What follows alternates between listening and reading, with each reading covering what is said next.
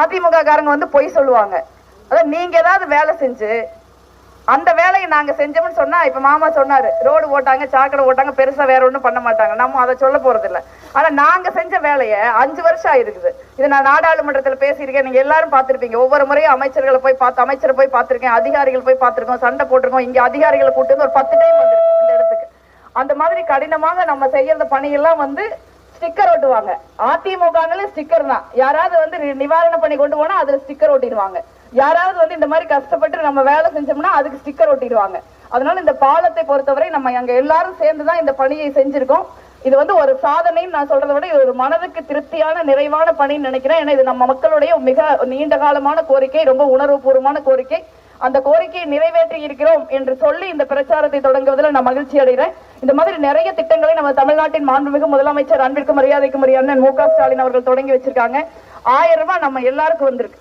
கிட்டத்தட்ட ஒரு 100 பேர் இருக்காங்கன்னா ஒரு 90-95 பேருக்கு நம்ம தொகுதியில வந்துருச்சு.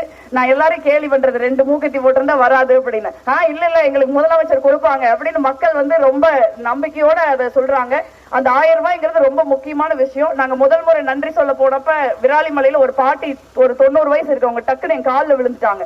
நான் பதறி போய் என்னன்னு கேட்டா கூட இருக்கிற அந்த அம்மாக்கள் தான் சொன்னாங்க, இந்த பாட்டி அவங்க வீட்டுக்காரர் தனியா இருக்காங்க, அவருக்கு ஒரு 95 வயசு இருக்கும், வேற யாரும் கிடையாது. இந்த அம்மா 100 நாள் வேலை காட்டுக்கு வந்து அவங்க அந்த தாத்தாவுக்கு சம்பளம் போடுற சாப்பாடு போடுறாங்க, அவர் படுத்த படுக்கையா இருக்கிற பக்கவாதம் சொன்னாங்க.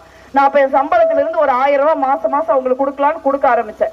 அப்புறம் ஒவ்வொரு ஊரா போறப்ப ஒவ்வொரு ஊர்லயும் அந்த மாதிரி யாராவது இருக்காங்க. நான் ஒரு 10 பேருக்கு என் சம்பளத்துல இருந்து 1000 ரூபாய் இன்னைக்கு வரைக்கும் கொடுத்துக்கிட்டு இருக்கேன். நான் அப்பதான் நினைப்பேன், நமக்கு வந்து ஊர்ல இருக்கிற எல்லா கஷ்டப்படுறவங்களுக்கு 1000 ரூபாய் கொடுத்தா வசதி கொடுக்கற மாதிரி வசதி இருந்தா பரவாயில்ல, நமக்கு அவ்வளவு வசதி இல்லை.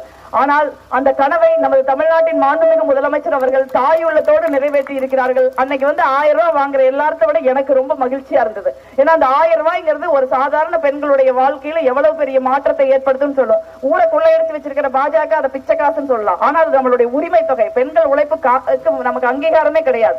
முதல் முறையாக இந்தியாவில் பெண்கள் உழைப்பு நம்ம தமிழ்நாடு முதலமைச்சர் அவர்களால் அங்கீகரிக்கப்பட்டிருக்கிறது.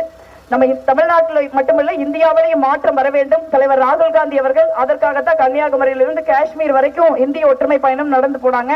நானும் போன 6 மாசம் நடந்து அந்த அன்னைக்கு போன வீக்கு இன்னைக்கு வரைக்கும் முழங்கால குறையாம இருக்கு.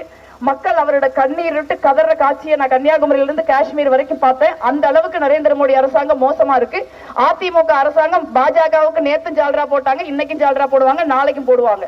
அவங்கனால தமிழ்நாட்டுக்கு ஆபத்து தான் இருக்குது ஒழிய நாடாளுமன்றத்துல கேஸ் 500 ரூபாய்க்கு வித்து 410 ரூபாய்க்கு வித்தது காங்கிரஸ் ஆட்சி. இன்னைக்கு 1000 ரூபாய்க்கு நம்ம 1000 ரூபாய்க்கு வாங்குறோம், 1200க்கு வாங்கியிருக்கோம், 1500க்கு வாங்குவோம். பெட்ரோல் டீசல் 42 வருஷமா இல்லாத விலைவாசி உயர்வு, நிறைய பிரச்சனைகள் இருக்கு. அவை எல்லாவற்றையும் மாறி தமிழ்நாட்டிலும் கரூர் நாடாளுமன்ற தொகுதியிலும் இந்தியாவிலும் ஒரு ஒளிமயமான எதிர்காலம் அமைய வேண்டும் என்றால் நீங்கள் இந்தியா கூட்டணியின் சார்பாக காங்கிரஸ் கட்சியில் வேட்பாளராக கை சின்னத்தில் போட்டியிடும் எனக்கு நீங்கள் கை சின்னத்தில் வாக்களிக்க வேண்டும். எல்லாரிடம் வாக்கு கேட்கணும் அன்போடு கேட்டுக்கிறேன். நன்றி, வணக்கம்.